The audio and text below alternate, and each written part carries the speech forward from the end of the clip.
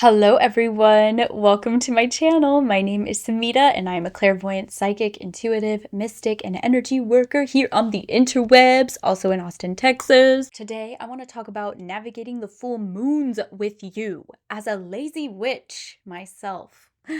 There are some times where my perfectionism gets in the way of each moon and I'm like, God, I could have taken advantage of that energy so much better than I did before. I wanted to make this video to just kind of help you figure out how to tap into your own guidance and the moon's guidance and really learn how to sync yourself with the knowledge that is coming to you. Let's go beyond manifesting and reflecting. Like, how can we actually tap into this intelligence that is trying to tell you, hey girl, maybe you're being a little crazy here, or like, hey girl, maybe you gotta heal the daddy issues, or we want to know what's going on. So a huge problem that I see, and that I struggled with in the beginning of my journey as a witch working with the moons was really just creating problems, right?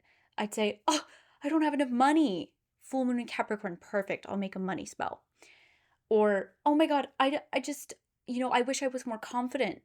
Okay, let's, full moon in Libra, let's, make a love and attraction spell or something. We can do those things. We can absolutely do those things. But here's the thing, these moons are not just to harness energy and plug it into your spells. You can do that. And I'm not saying that that's a wrong thing, but I'm saying we can go deeper. Because what I see is that we can't go through the process of curating what we're going to do for the full moon or the new moons or whatever moons we're working with our minds. Like, we can't logically do that. We have to feel into it. We have to really experience and ground deeply into the moment so we know exactly what our spirit is telling us and what they're telling us to work on. That is whenever your ritual becomes just a funsy little hobby thing to a ever evolving spiritual practice. It sounds really pretentious to say, but I really feel like that is what has revolutionized the way that I work with the moon and why I see it as so important, because it really is a portal to healing and deciding that things can be different, they can work differently, and they help you just become your more authentic self. Try to reprioritize. I'm not saying it's bad to focus on love and money all the time, but I am saying that you've got to eventually focus on what your spirit is actually telling you to do. And one way you can tell that you're kind of at odds with those things, like your human wants to do one thing, but your spirit's like, let's do another, is if you have any anxiety at all. If you have any anxiety, just tap in. There might be a different message in there that you need to look at. Full moons are where the lunar cycle is at its climax, right? So usually at this time in the cycle, whatever you are learning, whatever is happening in your experience is very, very heightened, okay? So I find around the full moon, this is for me in particular, for you guys, it could be different, but for me in particular, I'm usually going through something mentally. Like, something is haunting me, something is coming to the surface, it's being ripped out just so that way I can look at it, right? And what a lot of us do is we push that to the side and we're like, no, I'm going to be doing my money spell today. So what you want to do is do the money spell, but after you look at the shadow, after you look at whatever is calling to your attention.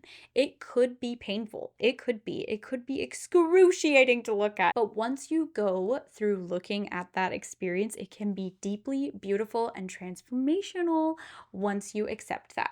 And I just want to say it is not like that for every moon. But I will say we do have a tendency to ignore those kinds of experiences and want to just anchor in the self-care and the love, babe, like all of the sweet, cute, coquette things, like putting on a candle and blah blah blah.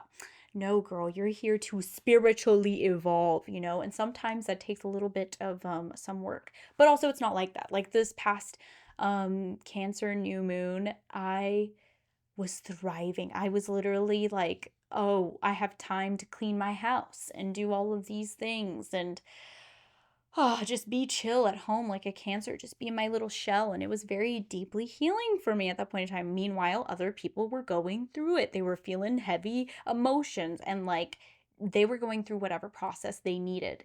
So just letting you know, it's not going to look the same for everybody. And it really depends on like what you're going through in that moment. So that is what I really, really recommend for you to do on how you can feel you can get the most out of your rituals. Basically, the full moon, it shines light on what is hidden. It shines light on something that is not very obvious in your day to day, therefore giving you an opportunity to transmute it, to heal whatever that is. Our psychic abilities are literally enhanced during this time, especially depending on the sign that the moon is going to be in. So take advantage of this insight that you're being given during that time. So acknowledge the energies that are popping up in your day-to-day life in order to really make the most out of this full moon, instead of just thinking, ooh, full moon in Capricorn, money spell, woo! Even though I'm not against that. I'm not against that. I'm not saying I'm against that, girl, okay? One way you can start to fashion your own rituals for the full moon is to look and study at the astrology and let it influence your rituals. So, for instance, we have a full moon in Capricorn, which corresponds to the earth element. So, something that I think is a huge focus for this full moon is grounding, like really being one with the earth and doing your best to ground into your body and paying attention to practicality, like your money, your finances, your career, like what is happening in your life, like the systems in your life, you know? So you can kind of let the full moon, the theme of that full moon, kind of go into your ritual like that. Or for instance, a full moon in Scorpio, you might want to think about releasing rituals and cleansing rituals, cleansing baths and stuff like that. But at the end of the day, what you want to do is have fun and also tap into your body on like, what do I need? Because some of us need a chakra activation. Some of us need a little fire up the butt to get our asses going. We need some motivation, right? And for something like that, you would need like dance and like, some sort of candle spell, maybe some fire in your life. Um, but really tap into and ground into yourself and just be like, okay, what is it that I need? And let that shape your experience. Get out of your head that you need to do this insane ritual all the time. We can't do that shit all the time. Whoever does that shit, more power to you, babe, because what? That's a lot. That's a lot of work, right? We have busy lives sometimes. Sometimes we forget. Just do what you can. Do what you can. That is going to be the best way to make most out of the full moon. Make it as low pressure as possible. Some people just like to make their moon water and go about their day, charge the crystals and go about their day. For me, even whenever I am very, very drained, it can be just a journal sesh, just like you know what? I'm just gonna journal whatever is coming up for me right now, because the moon is affecting your daily life, like your day to day. Even just journaling, even just having a check-in moment with yourself. I'm wearing the moon shirt because I'm making this video. Even if you just have a check-in with yourself, that is enough for this ritual. But let's talk about how to get a little bit more dressed up for it. So don't put pressure on yourself, but if you wanted to make it a little bit more fancy, it's like making a little itinerary for yourself of your favorite spiritual practices. But what I recommend for like a full-on ritual is at least having a cleansing, protecting practice where you are grounding, centering, cleansing yourself, protecting yourself and your space, so that way you can do your spiritual work, okay? I'm telling you, it changes everything. It really heightens the quality of the energy that you are working with, therefore helping your spell work so much better, okay? So I highly recommend that if you want to make a ritual out of this. Another thing is making sure that there's a vibe. Like there's some candles lit, the lights are a little dim, doing what you can to make it a cozy and fun space for yourself. Think about your favorite spiritual activities and just think about what you need and make a baby between those things. So let's say you feel like you have not a lot of energy. Maybe you want to do a chakra activation and you love doing those. Like maybe you want to do it for that full moon and intend like this is going to boost my energy, like blah, blah, blah, blah.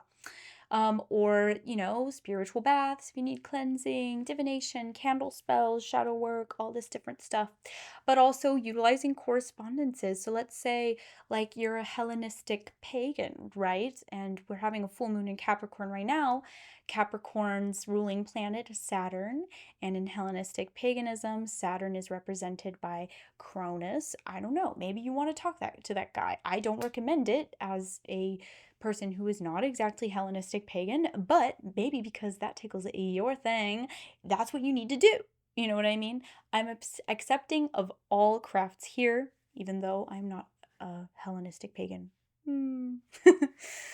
Anyway, but yeah, that's one aspect of how you can make these. It can even be super casual. Maybe you just want to sit down with your guides and you call your guides around and you're like, hey, guides of the highest light, can you come around? God, can you come around? Can we talk?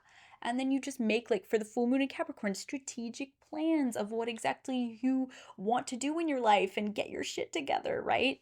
So for me, how I'm going to be honoring this full moon, in case you're interested in hearing, is basically like 3 days later after the full moon. Oh, so far. You can basically do your full moon ritual like 3 days before, 3 days after, and it's fine. You're still like honoring that energy. But 3 days later, I'm gonna go to the creek and just like put my feet in the ground and ultra ground myself in nature to also honor the full moon and my body and my self-care rituals. So, yeah, let me know if you're interested in hearing more about the other moons. I hope to hear that this was helpful. If it wasn't and it was fucking boring, then I'll shut the fuck up. But let me know if you're interested in other videos later on. And don't forget, hi, I am an individual creator and psychic. So book a reading with me if you feel like that resonates. I have reviews on my website, and I also give out psychic development mentorships if you're interested in learning from me as well. And otherwise, I just thank you for being here. Please like and subscribe. That helps a bunch. And let me know what you thought. Bye.